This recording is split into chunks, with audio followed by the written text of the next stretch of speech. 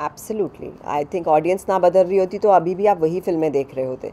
अब जितनी फिल्में अच्छी चल रही हैं वो फिल्में हैं जो बिल्कुल मुख्तलिफ हैं, बिल्कुल अलग हैं। आप न्यूटन देखेंगे, ऑस्कर्स में गई है, अगर आप वो फिल्म देखें बहुत खूबसूरत फिल्म है, बट वो टिपिकल फिल्म नहीं है। तो ये ऑडियंस का टेस्ट बदल रहा है। ऑडियंस चाहती है कि हमें अलग कहानियाँ दिखाई जाएँ। So I think it's hats off to the, आप जब प्रोमो देखते हैं आपको मालूम होता है आप फिल्म देखना चाहते हैं कि नहीं देखना चाहते। So audience has become very, I think, दिव कम ऑफ एज। जैसे आपने कहा कि जितनी भी कंटेंटेबल फिल्में आई हैं, और जैसे बॉलीवुड में एक टैगलाइन दे दिया जाता है सुपरस्टार का, तो जो एक्ट्रेस होती हैं उनको हमेशा एक्टर के बाद ही गिना जाता है एक सुपरस्टार।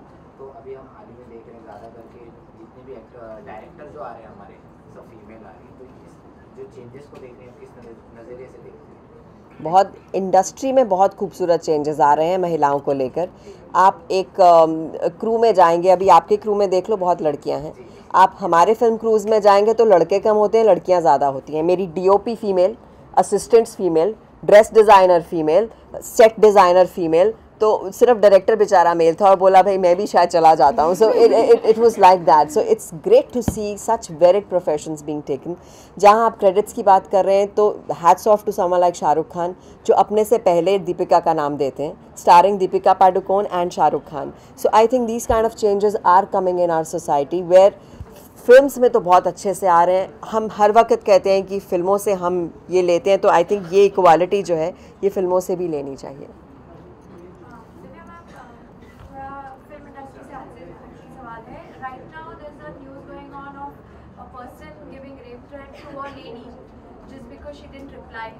उनको ब्लॉक कर दिया, तो ऐसी सिचुएशन भी काफ़ी है आज भी समाज में, where we have changed, we have evolved, but these kind of things still persistent, still there. So if you could tell us something that how can we change this mindset where the rape threats and on Twitter, social media is very evident. If you could tell us something. So if you're talking about social media, it is a faceless place. You don't know who it is. They can take false fake names and they can just write what they want to write. That's an amazing freedom they have, and you don't know what kind of minds they are behind it. So बहुत easy है किसी को ऐसे threat कर देना, लेकिन जो threat कर रहे हैं उधर अगर एक आदमी threat कर रहा है, वहाँ 100 लोग हैं जो आपको सोशल मीडिया पर ही प्रोटेक्ट भी करेंगे और अपनी आवाज़ें उठाएंगे। So social media that way has become very strong. But what you are talking about, वो तो सदियों से हमारा चलता आ रहा है कि थ्रेट करके किसी को कहना और ऐसी धमकियाँ, ये तो रोज़ की कहानियाँ हैं। इसे चेंज कहाँ करेंगे? I think I have just said it, it changes from your families, it changes with education, not just in your institutions, basic education and your family background. अगर वहाँ आप सीख लेंगे कि crime is not what you do, आप अपने आप को किसी पर ज़बरदस्ती नहीं थोपते हैं, अगर घर पे सीखेंगे तो आप बाहर उसे नहीं अपनाएंगे। So I think it's home where it starts and then it's your schools.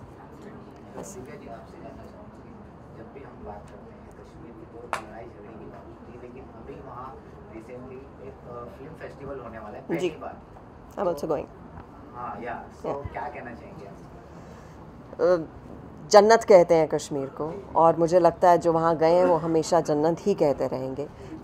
मेरा तो बचपन कश्मीर में बीता, हमारी हर गर्मी की छुट्टियाँ कश्मीर में हुआ करती थी क्योंकि हम पंजाब में रहते थे। वहाँ के चाहे सेब हों, वहाँ के एकदम खूबसूरत प्यारे लोग हों, वहाँ का टूरिज़्म हो, वहाँ की डल लेक हो, गुलमर्ग हो, जो जगह आप बोलें खूबसूरती से भरी हुई हैं। और मुझे नहीं लगता कि हमें शायद कभी बाहर जाने की ज़रूरत पड़े जब जन्नत हमारे घर पे है। शूटिंग्स अभी हाल ही में दोबारा शुरू हुई हैं। I have shot 2 films there.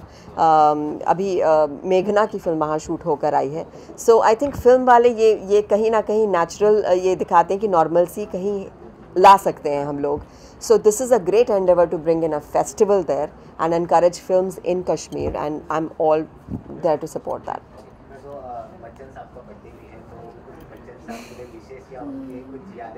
विशेष कर दी मैंने। आई थिंक बच्चन साहब की सबसे खूबसूरत बात है कि वो खुद पर्सनली आपको आपके जन्मदिन पर विश करते हैं।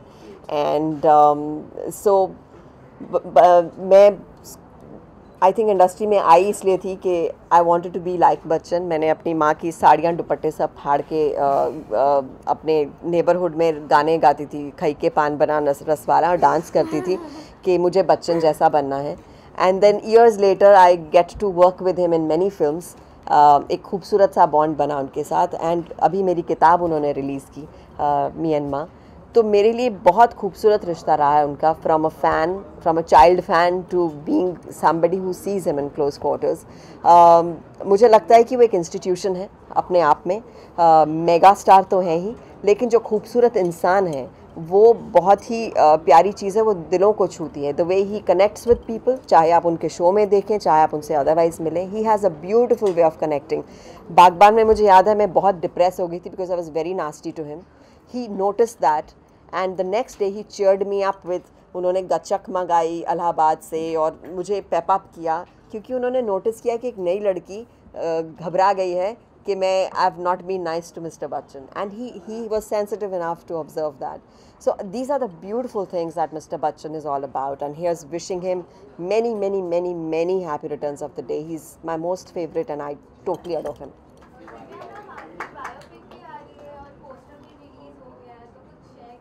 किसकी बायोपिक? मलाला, मलाली नहीं. Malala biopic. So of course it's a very inspiring story, and सबसे मज़ेदार बात यह है कि रिसर्च उन्होंने बहुत खूबसूरत तरीके से की है. हर छोटा डिटेल, जो मलाला को कैसे बुलाते थे, उन्हें गुल मकई बुलाया करते थे, या जो माँ थी उन्हें पिशु बुलाया करती थी. सो वो सब चीज़ें फिर मैंने पश्तो में गाना सीखा उसमें. Pashto is not my language but was really nice to learn that. किसी और की ज़िंदगी जीना और उसे पर्दे पर लेकर आना एक बहुत बड़ा हाई है और एक बड़ी रिस्पॉन्सिबिलिटी है. So it feels nice to do a film. और पहली बार मैं 10 कैमरा सेटअप की एक फ़िल्म कर रही हूँ जहाँ आप देखते हो वहाँ एक कैमरा लगा होता है, so you don't feel your acting. So it's a great experience. I have fabulous actors with me in the film and it's great to do something for somebody as inspiring as Malala. Ma'am, I will now request the media to please take their seats. Wait, last question. Okay, one last question.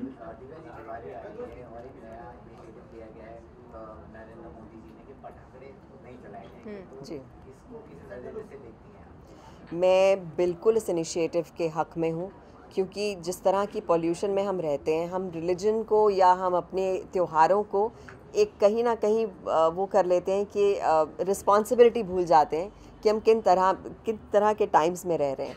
पहले pollution इतनी नहीं होती थी तो पटाखे चलते थे. अब हमारी पॉल्यूशन, पॉपुलेशन सब बढ़ गई है. तो अगर एक जगह, आई थिंक दिल्ली में तो सांस लेना मुश्किल हो रहा था पिछले साल, जहाँ पर बिल्कुल ऑक्सीजन लेवल्स कम हो गए थे, और अभी शायद दिल्ली में बैन है पटाखे वगैरह. तो मैं मुंबईकर से भी ये गुजारिश करूँगी कि ऑफ कोर्स सब सेलिब्रेट करना चाहते हैं, दिवाली है और एक तरीका है, हम हमेशा मनाते आए हैं उसे, लेकिन कोशिश करें कि जितना धुआं कम हो, जितने पटाखे कम फोड़ें, दिए ज़्यादा जलाएं. जैसे हम गणपति के टाइम कहते हैं कि आप इको फ्रेंडली गणपति लें. मैं खुद इस बार इको फ्रेंडली गणपति लाई थी घर पे. So I think we owe that to the nature. We are, I think, really abusing it many times. So here's wishing everyone a very, very happy Diwali and wishing you all to just play it smoke free, please. Thank you. Thank you.